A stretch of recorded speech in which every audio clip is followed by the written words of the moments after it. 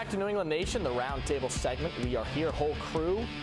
Browns defense, best one the Pats have seen so far this year. Good test back at home. Oh. Best defensive line they have seen so far this year.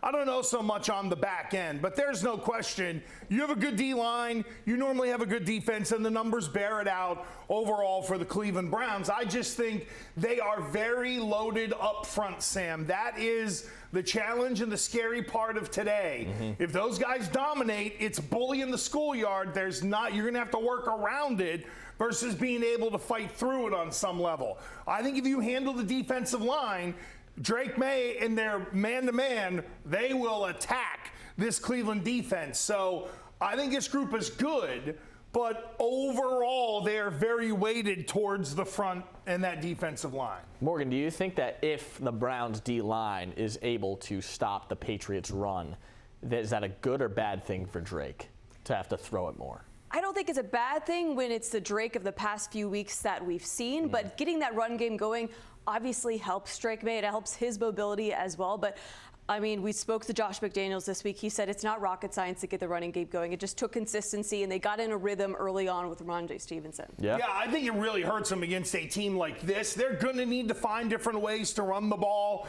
and whether it's east-west or, loading up and really trying to go run heavy to one side, north-south, you got to get that run game going because that's where Drake May is at his most comfortable. 2nd and 5, or say you're running it a little bit, you get a first down, here we go, boom, play action, 1st and 10.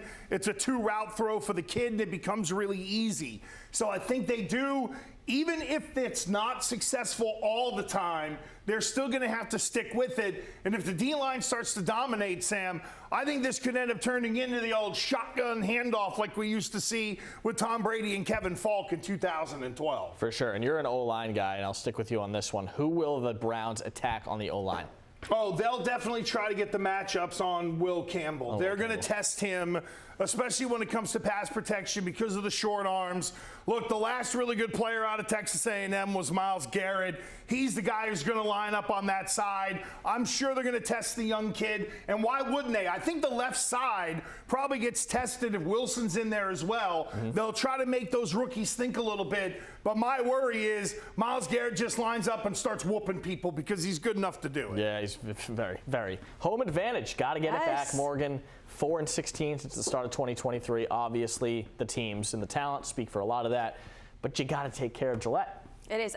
They've been saying that all week. They've been saying it since the beginning of the season when they dropped that first game at home, that they want to make Gillette a tough place to play again, and why not start this week and then carry it over to next week with Atlanta as well? Listen, you changed the vibe of the whole dadgum place when you boxed in the other end and you redid the lighthouse. So now it's got a completely different feel. You're going to have to build it up once again. The carryover from Bill Belichick is long gone. Gerard Mayo erased and burned that a long time ago. So with the new look stadium, it's got to be a new look feel to developing a home field advantage. No doubt. And I'll say this from the old gambling standpoint, if the Browns lose today against the spread, it'll be like the longest road against the spread losing streak in like 40 years. Wow. They stink out loud. I used that with Carolina, and Carolina's halfway decent. The Browns have definitely jumped in there. They can fill the diaper quicker than anybody. And there's no doubt, the last time the Patriots were coming into a home game, they were 1-2.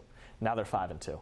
So there's a whole different feel. I think the last time they've been a home favorite, if it ends up at 7, which I think it will, the last time that happened was like week 7 of 2022. Yeah. Something crazy. Yeah, it's back in the day, a few years back. But it's building a new sort of feel at home. And I say the home, putting $250 million into it is a part of the reason why. 100%. All right, thanks, guys.